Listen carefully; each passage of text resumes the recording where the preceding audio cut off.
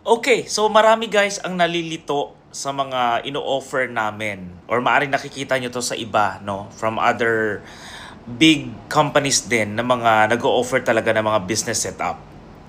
Okay, so maaring ikaw ay isang freelancer na naghahanap ng pang-freelance mo na visa or yung self-sponsored visa or kahit na gusto mo mag-open ng iyong free zone business license.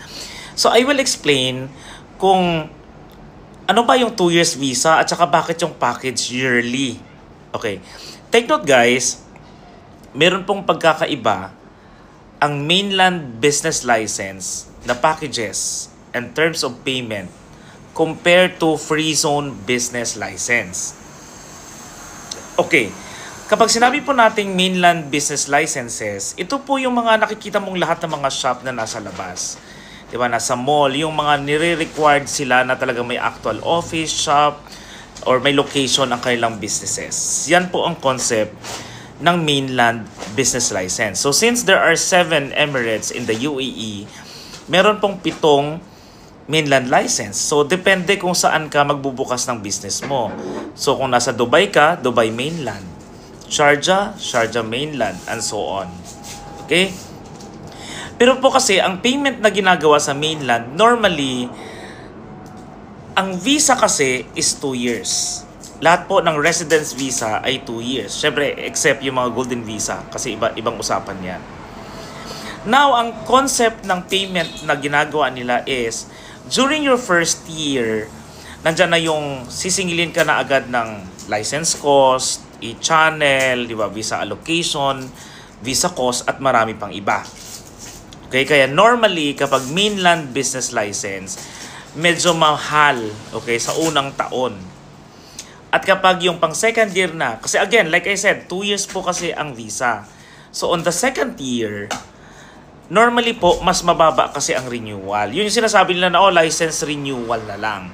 So it means license cost na lang yung binabayaran nyo. Kaya sobrang baba po nun.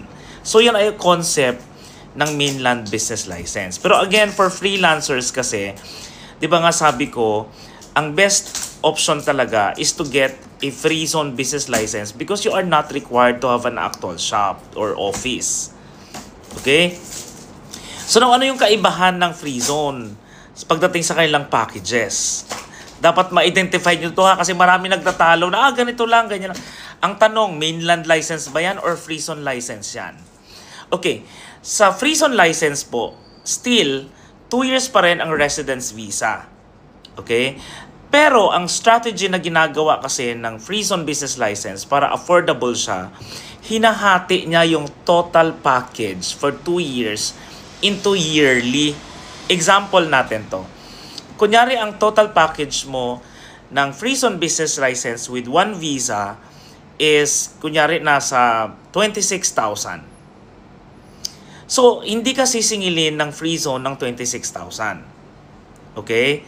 Kasi ang charging na ginagawa nila, hinahati nila yon into 2 years. So, hahatiin mo yon. So, that's 13,000 for the first year. And then, after a year, hindi siya renewal ang tawag eh. Parang yung balance mo sa package mo na 2 years license, 2 years visa, yun ang babayaran mo, which is another 13,000. Okay? So, yun po yung paliwanag. Diba, sometimes may mga promotions tayo, no, na parang, let's say, lalo na kunyari, 2 kayo. So, dahil 2 kayo naka-visa, hahatiin nyo yun, or 3 kayo, or 4 kayo, for example. Kasi po, ang free zone business license, the more na mas marami kayong naka-visa under that one free zone license, mas bumababa ang value or yung price per visa. Example natin yung Ajman free zone. Kapag meron kang Ajman free zone at 4 kayo ang bibisahan doon, lumalabas po na nasa 6,300 something lang per visa. So after a year, 6,300 ulit ang babayaran nyo. Kasi parang in short, hinati lang nila yung 2 years license package nila with visa into a yearly na singilan.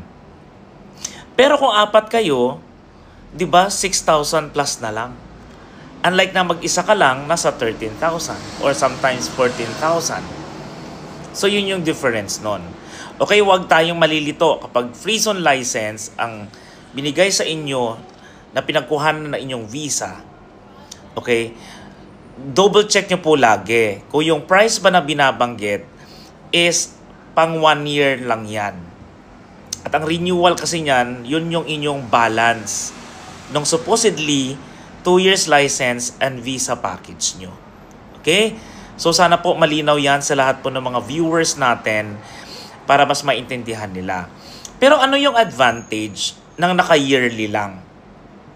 Ang advantage po is that syempre, let's say during your first year, di ba nag-freelance ka lang? So, kunyari yung 4. So, 6-3 na lang siya, right? So, kunyari, within that year, biglang may nahanap kang magandang employer.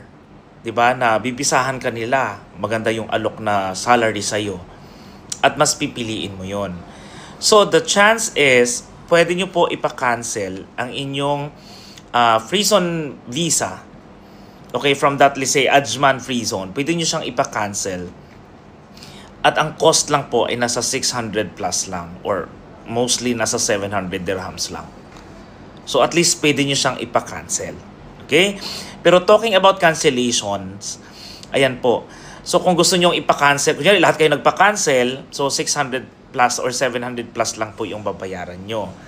Now, andito yung license nyo. Di ba dito kayong 4 binisahan? Pag pinakancel nyo lahat ng visa nyo, pwede na kayong mabisahan sa mga company na yan na gusto kayong i-hire at gusto kayong bisahan. Pero, meron pa rin kayong free zone business license at kayo pa rin yung may-ari nun. Now, you can still continue to use it if you want, lalo na kung nagla-live selling ka, pwede mo pa rin siyang ituloy. Kasi, meron pong options na kung saan for as long as you are, let's say, you have that free zone business license at kinancel nyo na po ang inyong visa, ang mangyayari, ang renewal nyo na lang is yung license na lang yung babayaran nyo kasi wala ng visa, correct? And then, another one, pwede nyo pong ipasarado din ang inyong mga license. Normally, ang cost ng free zone business license closing is nasa around 3,000 plus. Okay, anong advantage nun? Kasi po, yearly pa rin ang singil kasi sa inyo. Okay? Kung hindi nyo siya paipasara at pinabayaan nyo siya, kapag dumating na po yung 1 year, okay, at hindi nyo po ni-renew, mag-a-accumulate po ang inyong fines. Okay? Kaya huwag nyong pabayaan. So if you are really planning to use it dun sa business na ginagawa nyo o yung freelance na ginagawa nyo, i-keep nyo yon kasi kailangan nyo pa siya. Pero if hindi nyo na talaga siya kailangan at all, then my suggestion is mag-request na kayo na ipasarado o i-close na po ang inyong free zone business license for you not to pay yung napakalaking halaga. Alam ko nasa 50 dirhams per day plus service charge ang magiging penalties nyo. Okay? So I hope makatulong. So for more details guys, message me on my WhatsApp na sa aking bio or you can visit our office po sa Trip Expert International. Nasa first floor ng Riga Business Center. Same building po yan ng Ibis Hotel sa Riga. Hanapin nyo po ang Sky Signature and itanong nyo po sa receptionist kung saan ang office ng Trip Expert International.